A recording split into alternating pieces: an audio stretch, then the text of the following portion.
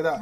So అక్కడ జరుగుతోంది. మనతో పాటు శేఖర్ రావు గారు, TRSMA Telangana recognised schools management association president, graduate ఎమ్మెల్సీలో ఆయన కూడా పోటీ చేశారు.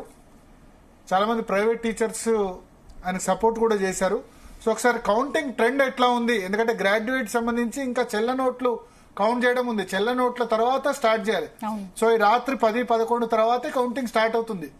రియల్ గేమ్ రాత్రి షురూ అవుతుంది, రేపు కాదు ఎల్లుండి దాకా కూడా పోవచ్చు గ్రాడ్యుయేట్ ఎన్ని సంబంధించి. సో శేఖర్ రావు గారు నమస్తే అండి. జీ తెలుగు న్యూస్ నమస్కారం అండి. నమస్తే శేఖర్ రావు గారు, ఎట్లా ఉంది ట్రెండ్? బాగున్నారా సార్? ట్రెండా సార్? ముఖ్యంగా ఇప్పుడు అంతా కామెంట్ అంతా చెల్ల నోట్ల మీద నడుస్తా ఉంది. అక్కడ ఇండిపెండెంట్ అభ్యర్థులు కూడా అంత ధర్నా చేస్తా ఉన్నారు మళ్ళీ రీపోలింగ్. అంటే చెల్ల నోట్లకు అవగాహన కల్పించలేదు అంటే సరే ప్రభుత్వం రీపోలింగ్ చేయమని ధర్నా చేస్తున్నారా? రీపోలింగ్ చేయాలి అంటే చెల్ల నోట్లకు అవగాహన కల్పించలేదు కాబట్టి గ్రాడ్యుయేట్స్ ఓటు వేయలేకపోయినారు, వాళ్ళు సరిగా వినియోగించుకోలేకపోయినారు, అంటే అవేర్నెస్ క్రియేట్ చేయలేదు అనేది ఒక అంశంగా తీసుకొని ధర్నా చేశారు అక్కడ. ఇది ఇండిపెండెంట్ అభ్యర్థులంతా కూడా. సరే అది అంటే డిగ్రీ చదువుకొని ఒక ఓటు నమోదు చేసుకున్నప్పుడు మనం ఎందుకు ఓటు నమోదు చేసుకుంటున్నాం, దేని కొరకు అనేది ముఖ్యంగా పట్టభద్రత తెలిసి ఉండాలి. డిగ్రీ అంటే ఒక ఇల్లిటరేట్స్ వేసేది కాదు కదా, ఇల్లిటరేట్ కాదు.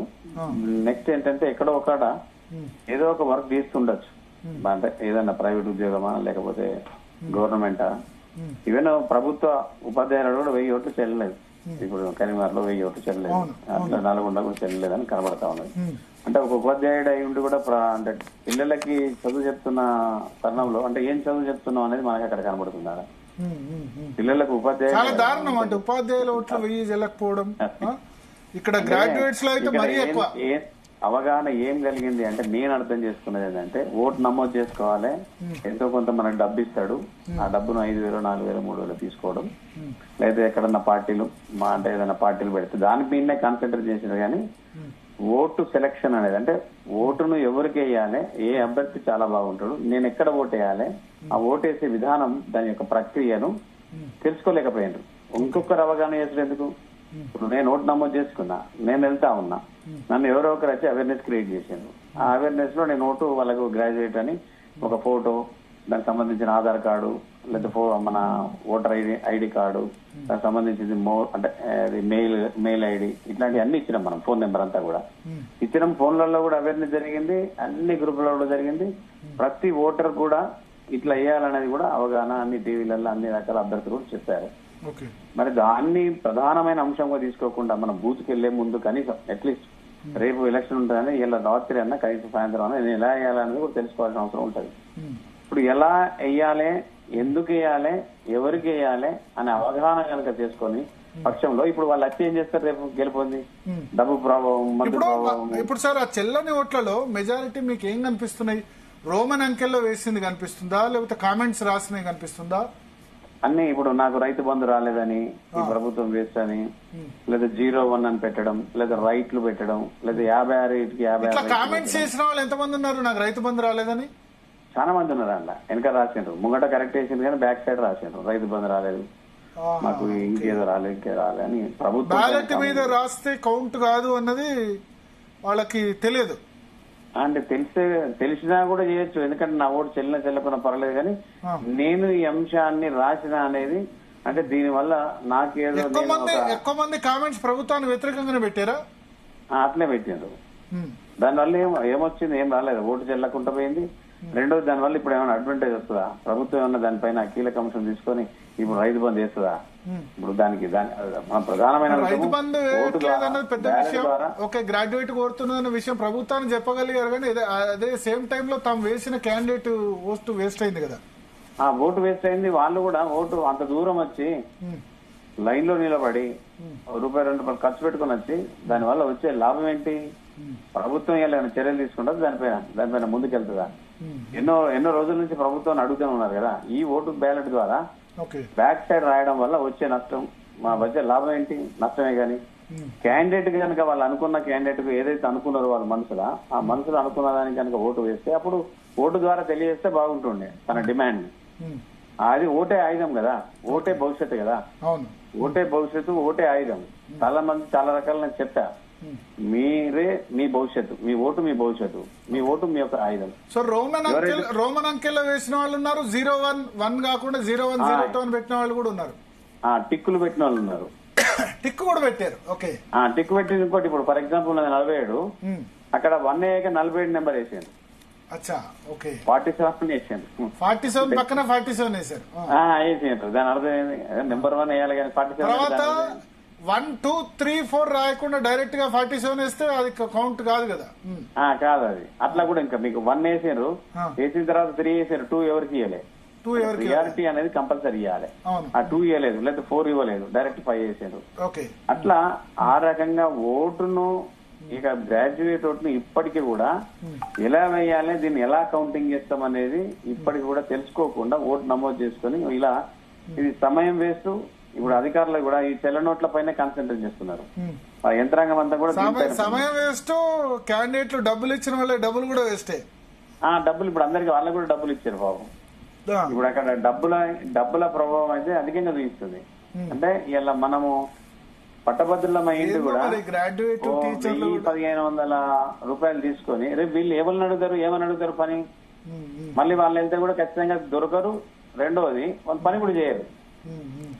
ఇలా టీచర్ ఎమ్మెల్సీ కూడా అంటే నిరక్షరాస్యులు డబ్బులు తీసుకున్నారంటే ఓకే, పూర్ తీసుకున్నారంటే ఓకే, మరి గ్రాడ్యుయేట్ టీచర్స్ లోనే డబ్బులు అంటే కష్టం అనిపిస్తుంది. అంటే సొసైటీ అంటే వేరే వాళ్ళు చెప్పొచ్చు కరప్షన్ జరగట్లేదా, వేరే వాళ్ళు గవర్నమెంట్ ఉద్యోగులు కరప్షన్ చేయట్లేదా, రెవెన్యూ శాఖల అవినీతి లేదా, ఇది లేదా, లేకపోతే కొద్దిమంది మీడియా ప్యాకేజీలు తీసుకోవట్లేదా. నేనేమంటా అంటే మిగతా ఏ విషయాల్లో తీసుకున్నా సరే ఓటు విషయంలో డబ్బు తీసుకొని చేస్తే ఓటుని భవిష్యత్తు నిర్ణయిస్తుంది కదా. మిగతా అన్ని అదర్ థింగ్స్.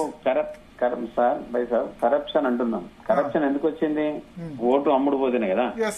ఆడేం చేస్తాడు, గెలిచిన వాడు డబ్బులు ఎట్లా రికవర్ చేయాలి, కరప్షన్ చేసి రికవర్ చేసుకోవాలి. ఇప్పుడు పంచిపెట్టేవాడు ఎట్లా రికవర్ చేసుకోవాలి. ఈ కామన్ సెన్స్ మర్చిపోకుండా, ఈ కామన్ సెన్స్ మీరు డబ్బులు తీసుకోవద్దు, గ్రాడ్యుయేట్లు టీచర్లు డబ్బులు తీసుకోవద్దు అంటే రివర్స్ అటాక్ చేస్తున్నారు. మీరు తీసుకోవట్లేదు, లేకపోతే మీరు రెవెన్యూ డిపార్ట్మెంట్ లో కరప్షన్ లేదా, మిగతా డిపార్ట్మెంట్ లో కరప్షన్ లేదా, మీడియాలు క్యాండిడేట్ల దగ్గర ప్యాకేజ్ తీసుకోవట్లేదా, ఇట్లా మాట్లాడుతున్నారు తప్ప ఇవన్నీ ఓటుకు సంబంధించి ఓటుకు డబ్బుకు లింక్ పెట్టొద్దు అంటే దాన్ని ప్రాపర్ గా రిసీవ్ చేసుకునే వాళ్ళైతే కనిపించట్లేదు. ఇప్పుడు ఇలా మన ఎవరైతే ఇలా అధికారంలో ఉన్నారో మంత్రులు, ఎమ్మెల్యేలు, అంటే అటు కేంద్ర ప్రభుత్వం కావచ్చు, ఇలా రాష్ట్ర ప్రభుత్వం కావచ్చు, వాళ్ళే ఎంకరేజ్ చేస్తున్నారు కదా. ప్రతి ఊరుకు ప్రతి ఒక్క కాన్స్టిట్యున్సీకి 1 కోటి 2 కోట్లు డిపాజిట్ చేసి పంచు అని అంటున్నారు. ముందు రోజు రాత్రి 2 రోజుల ముందు నుంచి డైరెక్ట్ ఫోన్ పేలే. ఇప్పుడు ఎలక్షన్ కమిషన్ కూడా దీన్ని ఆలోచించాల్సింది. ఒక 3-4 వేల ఫోన్లు కనుక మనం కలెక్ట్ చేస్తే ఫోన్ పేల ద్వారా ఎవరెవరికి పంపినారు అనేది తెలుస్తుంది. అప్పుడు దాన్ని మనం ఆ ఎలక్షన్ కమిషన్ దీని మీద సీరియస్ తీసుకోవాలి. కానీ అలా జరగట్లేదు. అది దీనిపైన ఒక విచారణ జరగట్లేదు. కరెక్ట్ పంచున్న డైరెక్ట్ ఫోన్ పేనే పైసలు పోయినాయి కదా. ఇప్పుడు ఎవరు వ్యక్తి నాకు ఫోన్ పే 5,000 పంపిండి అనుకోండి, అది ఎందుకు వస్తుంది? అన్నోన్ నెంబర్ నుంచి. ఒక దాని అంటే వ్యక్తిగత యంత్రాంగం ఉంటుంది. కాంగ్రెస్ అభ్యర్థికి ఓ యంత్రాంగం ఉన్నది. 4,000-5,000 మంది పనిచేసిండ్రు. వాళ్ళు వారం రోజుల నుంచి ప్రతి డోర్ టు డోర్ వెళ్ళిండ్రు, ఓ ఫోటో తీసిండ్రు. ఫోటో తీసి ఆ ఫోటో ద్వారా ఒక్కొక్కరికి 50-100 మందికి పైసలు పంపారు. సో దాన్ని కనుక ఎంక్వైరీ చేసి విచారణ చేసి ఒక్కసారి ఇలా జరగకూడదు, ఇది జరగద్దు అని ఎలక్షన్ కమిషన్ దీన్ని సీరియస్ తీసుకుని ఆ ఎన్నికను కనుక రద్దు చేస్తే విచారణ చేసి, కానీ చెయ్యదు. కోర్టులో పోతుంది, అది 4-5 ఏళ్ళు పడుతుంది. ఈ లోపల ఆయన ఒక పదవి కాలం అయిపోతుంది. కోర్టు అలానే సీరియస్ తీసుకుంటలేదు. ఇలా ఎలక్షన్ కమిషన్ కూడా అలా సీరియస్. మొత్తం ఎన్ని చెల్ల నోట్లు ఉన్నాయి శేఖర్ రావు గారు? దాదాపు 40 నుంచి 50,000 వరకు. ఇప్పటికే 30,000 అంటే 50,000 వరకు అంచనా వేస్తున్నాం. ఇప్పటి వరకు ఎన్ని కౌంట్ చేశారు? 1,50,000 చేశారు. ఇంకా 1,00,000 చేయాలి. ఇంకా 1,00,000 చేయాలి. 1,50,000లో 30,000 చెల్ల నోట్లు. చెల్ల నోట్లే ఉన్నాయి 30. 20% అంటే 20%. 20%. నార్మల్ గా ఇప్పుడు మీరు 1% ఉంటుందండి, అంతే కదా. నవ్వొస్తుంది. ఒక డిగ్రీ అయ్యి నేనేమనుకుంటున్నానంటే ఇప్పుడు ఈ చెల్ల నోట్లు చదువుకున్న తర్వాత కాకరకాయ అంటే చదువుకోకముందు కాకరకాయ అంటే చదువుకున్న తర్వాత కీకరకాయ అన్నట్టు ఉంది ఇది. అదే పట్టభద్రులు లేక ఇప్పుడు ఎవరైతే డిగ్రీ నమోదు చేసుకున్నారో ఆ చెల్ల నోట్లను తీయాలి.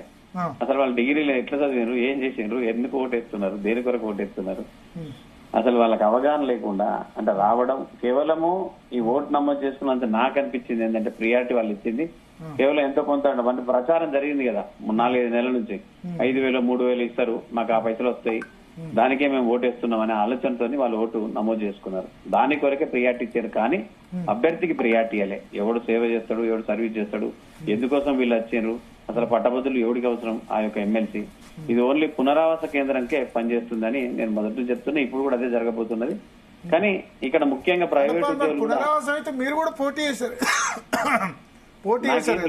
నాకేం డబ్బు లేదు కదా, డబ్బుతో రాలేదు, డబ్బు గురించి ఆలోచన చేయలేదు. ఇప్పటికి కూడా చెప్తున్నా, నేను డబ్బు సంపాదన గురించి రాలేదు, డబ్బును కాపాడుకుంటాను. నాకున్నది ఒక చిన్న ఇన్స్టిట్యూషన్. నేను సర్వీస్ ఓరియంటెడ్ గా వచ్చిన. కొంత ముఖ్యంగా ప్రైవేట్ ఉద్యోగులు, ప్రభుత్వ ఉద్యోగులకు ఏదో సర్వీస్ చేద్దాం అనుకున్నా. కామన్ అంటే జనరల్ గా డబ్బు తీసుకోకుండా నేను తిరిగిన, ఎన్ని రోజులు సేవ చేసిన, దాన్నే నమ్ముకున్నా. అంటే పనిని నమ్ముకున్నా, సేవను నమ్ముకున్నా వచ్చిన. దానికి ఎంత కొంత నాకు కాంక్రీట్ గా బలం కూడా దొరికిండే. సరే, కానీ ఈ రోజుల్లో అది కనబడలేదంటే కారణం ఏంటంటే ఇంకా డబ్బు ప్రభావం. అంటే ముఖ్యంగా మంత్రులు, పాలకులు, పాలితులందరూ కూడా అన్ని ఆర్గాన్స్ కూడా ప్రెషరైజ్ చేసినాయి. మా వాళ్ళు కూడా చాలా మందిని బెదిరించారు, అక్కడక్కడ బెదిరించి మీటింగ్లు కూడా పెట్టించారు.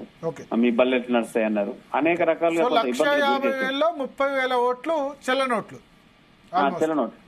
సో ఇక 1,20,000 ఓట్లలో మీరు కౌంటింగ్ సెంటర్ లో ఉన్నారు కాబట్టి ఎవరికి ఎక్కువ ఓట్లు కనబడ్డాయి? అంటే బీజేపీ ప్రభావం బాగున్నది. ఎందుకంటే ఇంకా అది జాతీయ భావమా, లేకపోతే మోడీ గారి యొక్క మొన్న ఢిల్లీ ఎన్నికల ప్రభావమా, అంతేగాని క్యాండిడేట్ యాక్చువల్లీ అంజిరెడ్డి గారు ఈ ఏరియాలో అయితే న్యూ పర్సన్. ఈవెన్ ఆదిలాబాద్ గానీ, కరీంనగర్ గానీ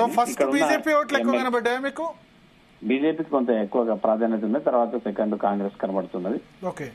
సరే, అది ఇండిపెండెంట్ లో ఇద్దరు అటు ఇటు ఉన్నా, దట్ ఈస్ డిఫరెంట్. ప్రసన్న గారు కూడా బాగా ఏదో గాలి అన్నారు, కానీ వారికి కూడా పెద్దగా వచ్చినట్టు కనబడలేదు నాకు. ఫస్ట్ ప్రయారిటీ ఓట్లో అంజిరెడ్డికి ఎక్కువ రావచ్చు బీజేపీ క్యాండిడేట్.